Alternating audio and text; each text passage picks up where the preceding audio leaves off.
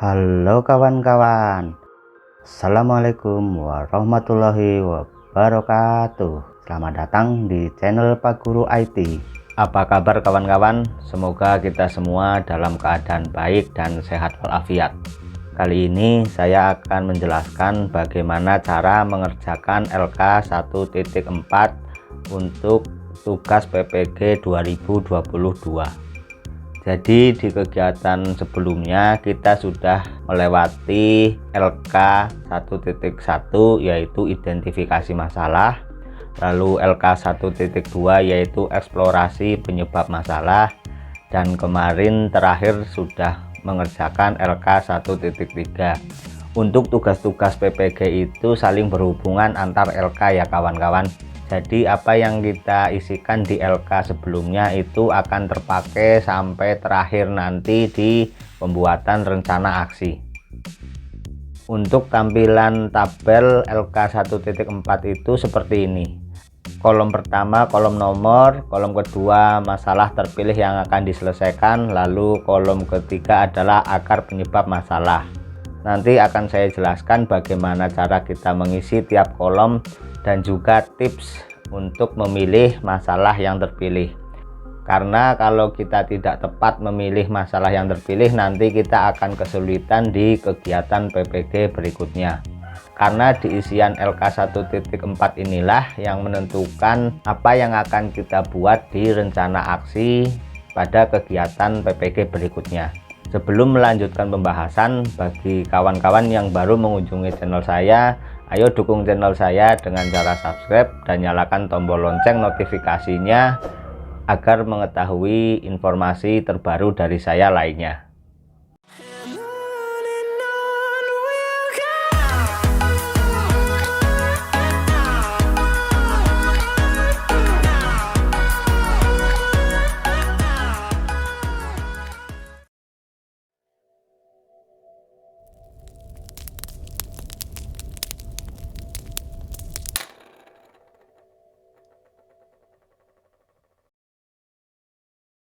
Lanjut kita bahas bagaimana cara kita mengisi LK 1.4 yaitu masalah terpilih yang akan diselesaikan. Untuk kolom pertama yaitu kolom nomor diisi nomor secara urut.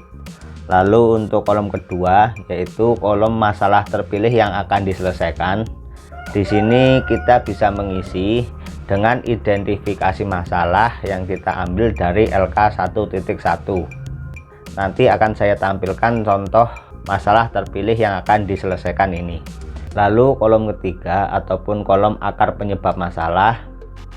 Di sini kita bisa mengisi akar penyebab masalah yang kita ambil dari LK 1.3. Nanti juga akan saya tampilkan untuk pengisian kolom ini. Dan masalah terpilih yang akan diselesaikan pada bagian ini merupakan fokus mahasiswa untuk mengeksplorasi alternatif solusi pada langkah berikutnya dalam pembelajaran PPG dalam jabatan.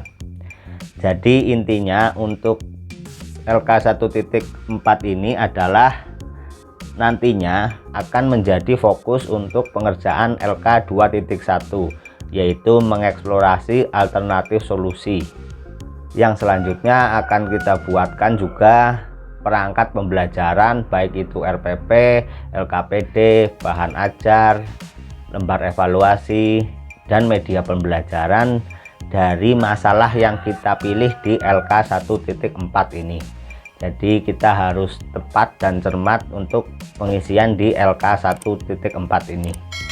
Untuk tips memilih masalah yang akan kita pilih di LK 1.4 ini, saya mempunyai 4 tips masalah apa yang sebaiknya kita pilih di LK 1.4 ini agar di kegiatan PPG selanjutnya kita tidak mengalami kesulitan atau menemui kendala.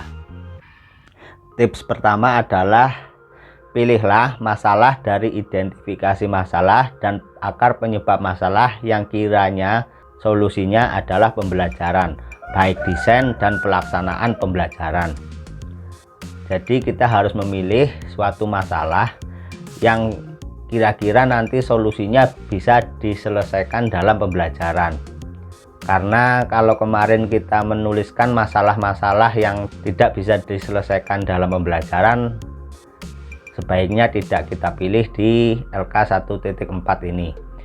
Seperti contoh misalnya ada masalah penggunaan TIK rendah dan akar penyebabnya adalah sarana dan prasarana TIK di sekolah kurang, dan dari masalah tersebut juga dari akar masalah tersebut tidak bisa kita selesaikan dalam pembelajaran, karena penyebab masalah sarana dan prasarana kurang itu tidak bisa kita selesaikan melalui proses pembelajaran, sehingga sebaiknya tidak kita pilih permasalahan yang seperti itu ataupun sejenis itu. Lalu tips kedua adalah pilihlah masalah dari identifikasi masalah dan akar penyebab masalah yang berhubungan dengan pembuatan perangkat pembelajaran atau RPP. Selain berhubungan dengan pembelajaran juga kita sebaiknya memilih masalah dan juga akar penyebab masalah yang berhubungan dengan pembuatan RPP, karena masalah yang kita pilih di LK 1.4 ini akan kita buatkan RPP. Lalu tips ketiga adalah pilihlah masalah dan akar penyebab masalah yang bisa diselesaikan dengan unsur-unsur pada RPP seperti metode, model, media, dan pendekatan.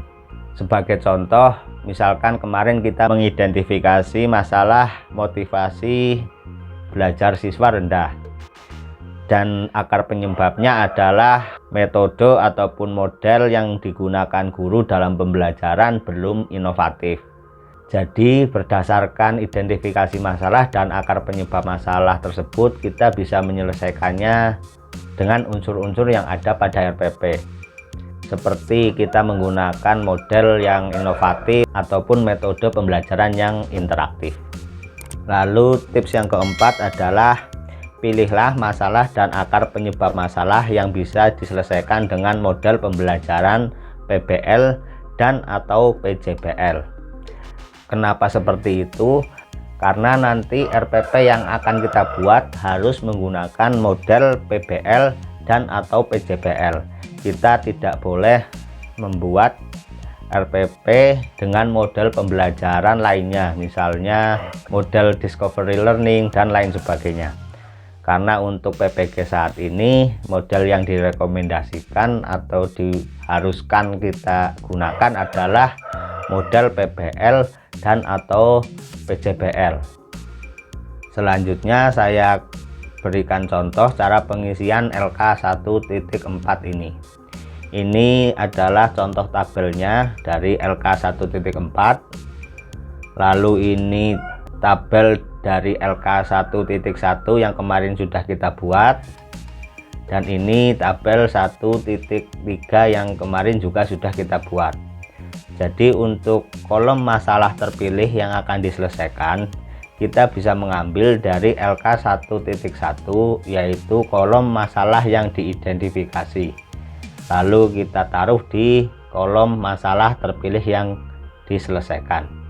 Sedangkan untuk kolom akar penyebab masalah, kita bisa mengambilnya dari LK 1.3, yaitu kolom akar penyebab masalah, dan kita taruh di kolom akar penyebab masalah LK 1.4 ini. Jadi kita bisa mengcopy pastekan untuk masalah yang diidentifikasi dari LK 1.1 dan akar penyebab masalah dari identifikasi masalah tersebut pada LK 1.3. Dan seperti tadi yang saya sampaikan, ketika kita memilih identifikasi masalah dan akar penyebab masalah, kita harus memilih kira-kira solusinya untuk masalah yang kita pilih itu berhubungan dengan RPP ataupun komponen dalam RPP ataupun model pembelajaran PBL dan PJBL, ataupun solusinya bisa diselesaikan dalam kegiatan pembelajaran atau tidak.